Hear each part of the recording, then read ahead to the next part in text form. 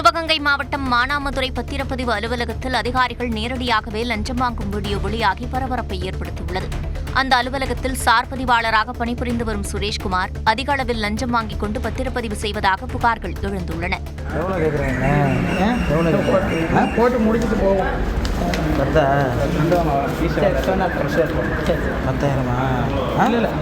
சும்மா இல்லைன்னு தெரிஞ்சுக்கோங்க. ஒரு பத்திரத்துக்கு 1 லட்சம் கேட்குறாங்க, 50,000 கேட்குறாங்க. ஆளை பொறுத்து 5,000, 10,000, 30,000 பயங்கர கொள்ளை நடக்குது. இந்த சபரி சைடில் பயங்கர கொள்ளை நடக்குது. திருவாரூர் மாவட்டத்தில் 60 ஆண்டுகளுக்கு மேலாக தூர்வாரப்படாமல் இருந்த வாய்க்கால்களை விவசாயிகள் மற்றும் தன்னார்வ அமைப்புகள் இணைந்து சீரமைக்கும் பணியில் ஈடுபட்டுள்ளனர். முத்துப்பேட்டை அருகே உள்ள நடுவாய்க்கால் உள்ளிட்ட பல்வேறு வாய்க்கால்களை தூர்வார விவசாயிகளை ஒன்றிணைந்து பணிகளை தொடங்கினர். இதனால் நடுவாய்க்கால் உட்பட சிறு குறு வாய்க்கால்கள் என மொத்தம் 19 கிலோமீட்டர் தூரத்திற்கு ஜேசிபி இயந்திரங்கள் மூலம் தூர்வாரும் பணிகள் தீவிரமாக நடைபெற்று வருகின்றன. கோவை மாவட்ட ஆட்சியர் அலுவலகம் முன்பு கோவை மாவட்ட டாஸ்மாக் தொழிற்சங்க கூட்டுக்குழு சார்பில் தமிழ்நாடு அரசுக்கு எதிராக கண்டன ஆர்ப்பாட்டம் நடைபெற்றது. தமிழ்நாடு அரசின் சமீபத்திய அறிவிப்பால் கோவையில் சுமார் 60 மதுபான கடைகள் மூடப்பட்டு வருகின்றன. எந்த ஒரு முன்னறிவிப்புமின்றி உத்தரவை பிறப்பித்ததால் அங்கு பணிபுரிந்த பணியாளர்களின் வாழ்வாதாரம் பாதிக்கப்படுவதாக தொழிற்சங்கத்தினர் தெரிவித்தனர். மூடப்பட்டு வரும் கடைகளில் பணிபுரிந்த பணியாளர்களுக்கு அரசு துறையில் நிரந்தர பணி வழங்க வேண்டும் என்றும் அவர்கள் வலியுறுத்தினர்.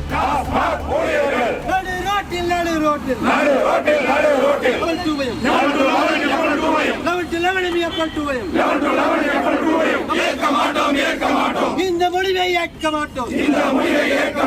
ஏன் இந்த பாரபட்சம்?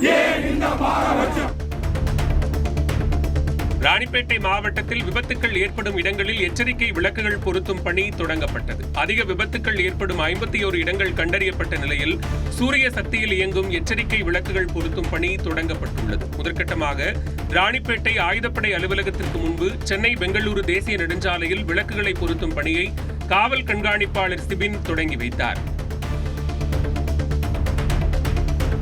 கோவையில் ஆவின் நிறுவனம் புதிதாக அறிமுகம் செய்த செயலியில் பல்வேறு குழப்பங்கள் நிலவுவதாக பால் முகவர்கள் புகார் தெரிவித்துள்ளனர். தமிழ்நாடு அரசின் ஆவின் பால் நிறுவனத்தில் பால் முகவர்களுக்காக ஆவின் கோயம்புத்தூர் என்ற செயலி அறிமுகம் செய்யப்பட்டுள்ளது. இந்நிலையில் இந்த செயலியை பயன்படுத்த மிகவும் சிரமமாக உள்ளதாகவும், எனவே கவுண்டர் முறையில் பணம் செலுத்தும் வசதியையே மீண்டும் நடைமுறைக்கு கொண்டு வர வேண்டும் என்றும் பால் முகவர்கள் கோரிக்கை விடுத்துள்ளனர். பாலின் அளவுகளை மாற்றுவதற்கான எடிட்டிங் வசதிகளும் இதில் இல்லை என்றும் முகவர்கள் தெரிவித்துள்ளனர். திருவண்ணாமலை மாவட்டம் ஆரணி அருகே புதிதாக கட்டப்பட்ட அரசு பள்ளி கழிப்பறையில் விரிசல் ஏற்பட்டுள்ளதாக புகார் எழுந்துள்ளது. வெட்டியாந்தொழுவம் கிராமத்தில் அரசு தொடக்கப்பள்ளி இயங்கி வரும் நிலையில் சுமார் 35 மாணவ மாணவிகள் பயின்று வருகின்றனர். இப்பள்ளியில் சுமார் 5,80,000 ரூபாய் மதிப்பீட்டில் புதிதாக கழிப்பறை கட்டப்பட்ட நிலையில் அதன் சுவர்கள் சேதமடைந்துள்ளதாக தற்போது புகார் எழுந்துள்ளது. சுவர்களை சீரமைத்து தர வேண்டும் என்ற கோரிக்கை எழுந்துள்ளது. திமுகவை ஆதரிக்க கூடாது என்பதற்காக வேறு வழியின்றி தாவேகவுக்கு ஆதரவளித்ததாக அதிமுக முன்னாள் அமைச்சரும் ஜோலார்பேட்டை எம்எல்ஏவுமான KC வீரமணி தெரிவித்துள்ளார். வாணியம்பாடியில் அதிமுக நிர்வாகிகள் மத்தியில் பேசிய அவர், உயிருள்ளவரை அதிமுக தான் தனது கட்சி என்றும் தன்னுடைய பொதுச் செயலாளர் எடப்பாடி பழனிசாமி தான் என்றும் பேசினார். கடந்த சில நாட்களாக CV சண்முகம் தரப்புடன் இருந்ததால் மாவட்ட செயலாளர் பொறுப்பிலிருந்து அவர் நீக்கப்பட்டிருந்தார்.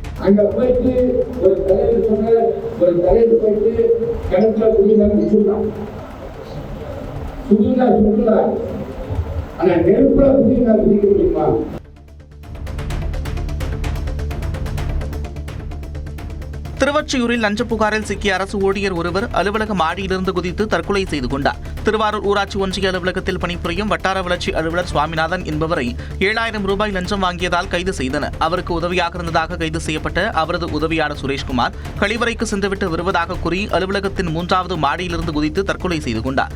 இந்த விவகாரத்தில் நீதிபதி தலைமையில் விசாரணை நடத்தப்படும் என்று மாவட்ட SP கருண்கர் தெரிவித்துள்ளார்.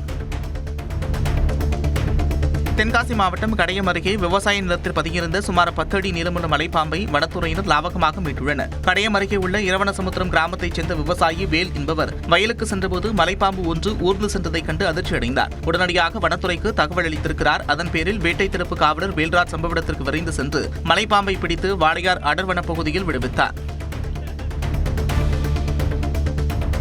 சென்னை சோழிங்கநல்லூர் OMR சாலையில் கழிவுநீர் குழாய் உடைந்து சாலையில் ஆறு போல கழிவுநீர் ஓடியது. சோழிங்கநல்லூர் சந்திப்பிலிருந்து திருவான்மையூர் செல்லும் பிரதான சாலையில் கழிவுநீர் குழாய் உடைந்து கழிவுநீர் தேங்கியிருப்பதால் கடும் துர்நாற்றம் வீசி பொதுமக்கள் அவதிப்பட்டு வருகின்றனர். சாலையில் குடம் போல தேங்கிய கழிவுநீரால் வாகனங்கள் மெதுவாக செல்வதால் போக்குவரத்து நெரிசல் ஏற்பட்டது. உடைப்பை சரி செய்ய எந்த ஒரு நடவடிக்கையும் எடுக்கப்படவில்லை என்று வாகன ஓட்டிகளும் பொதுமக்களும் குற்றம் சாட்டினர். கடலூர் மாவட்டம் திட்டக்குடி அடுத்த தொழுதூர் பேருந்து நிலையத்தில் முதலமைச்சர் விஜய் பொறுப்பேற்பது போல வைக்கப்பட்டிருந்த பதாகை கிழிக்கப்பட்டதால் பரபரப்பு ஏற்பட்டது. மர்ம நபர்கள் பதாகையின் பல இடங்களில் கிழித்த நிலையில் தாவேக தொண்டர்கள் தொழுதூர் பேருந்து நிலையம் அருகே கூடியதால் பரபரப்பு நிலவியது. RJ பாலாஜி இயக்கத்தில் நடிகர் சூர்யா நடித்துள்ள கருப்பு திரைப்படத்தின் முதல் நாள் முதல் காட்சியை காண வந்த ரசிகர்கள் பட்டாசு வெடித்து கொண்டாட்டத்தில் ஈடுபட்டனர். நெல்லை சந்திப்பில் உள்ள ஒரு திரையரங்கில் ஆட்டம் பாட்டம் கொண்டாட்டத்துடன் ரசிகர்கள் சூர்யாவின் கட்டவுட்டுக்கு பாலாபிஷேகம் செய்து தங்களது மகிழ்ச்சியை வெளிப்படுத்தினர்.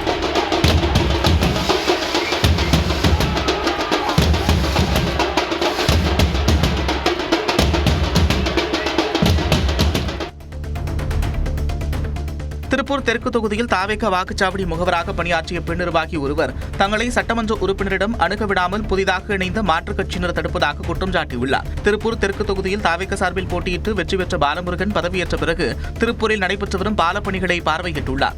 அப்போது அவரை பார்க்க சென்ற தாவேக பெண் நிர்வாகி சுதா என்பவர் தனது ஆதங்கத்தை வெளிப்படுத்தினார்.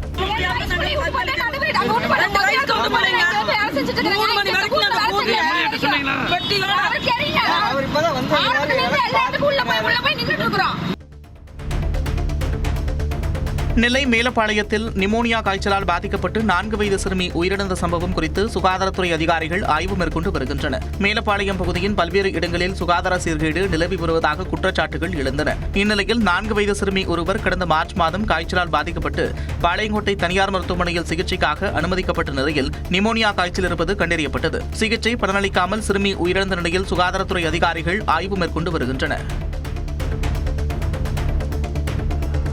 தேர்தலில் வென்ற அமைச்சரான பின்பு ஏனாம் தொகுதிக்கு ஹெலிகாப்டரில் வந்திறங்கிய புதுச்சேரி அமைச்சர் மல்லாடி கிருஷ்ணராவுக்கு மக்கள் உற்சாக வரவேற்பளித்தனர். 4வது முறையாக அமைச்சராக பதவியேற்றுள்ள நிலையில் ஐதராபாத்தில் இருந்து ஹெலிகாப்டரில் மல்லாடி கிருஷ்ணராவ் ஏனாம் சென்றார்.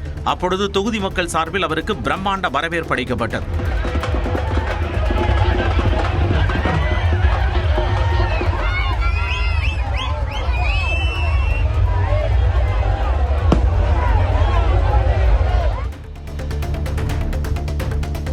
திருவாரூர் மாவட்டத்தில் விட்டுவிட்டு பெய்யும் மழையால் பருத்தி செடிகளில் பூச்சி தாக்குதல் ஏற்பட்டுள்ளது. இதனால் மகசூல் இழப்பு ஏற்படும் என விவசாயிகள் வேதனை தெரிவித்துள்ளனர். பாதிக்கப்பட்ட பகுதிகளில் வேளாண் அதிகாரிகள் பருத்தி செடிகளை ஆய்வு செய்து பூச்சிக்கொல்லிகளை தொடக்க வேளாண்மை கூட்டுறவு நிலையங்கள் மூலமாக மானிய விலையில் வழங்க வேண்டும் என விவசாயிகள் கோரிக்கை வைத்துள்ளனர். கொடைக்கானலில் தமிழ்நாடு சுற்றுலா வளர்ச்சிக் கழகம் சார்பில் கொங்குநாடு உணவு திருவிழா தொடங்கியுள்ளது. கொடைக்கானலுக்கு வரும் சுற்றுலா பயணிகளை மகிழ்விக்கும் விதமாக தமிழ்நாடு ஹோட்டலில் ஞாயிறு வரை நடைபெறுகிறது. பானகம், கொள்ளு சூப்பு, வாழைப்பூ வடை, நாட்டுக்கோழி குழம்பு, மீன் குழம்பு, கூட்டு வகைகள் உள்ளிட்ட 40 வகையிலான உணவு வகைகள் இடம்பெற்றுள்ளன.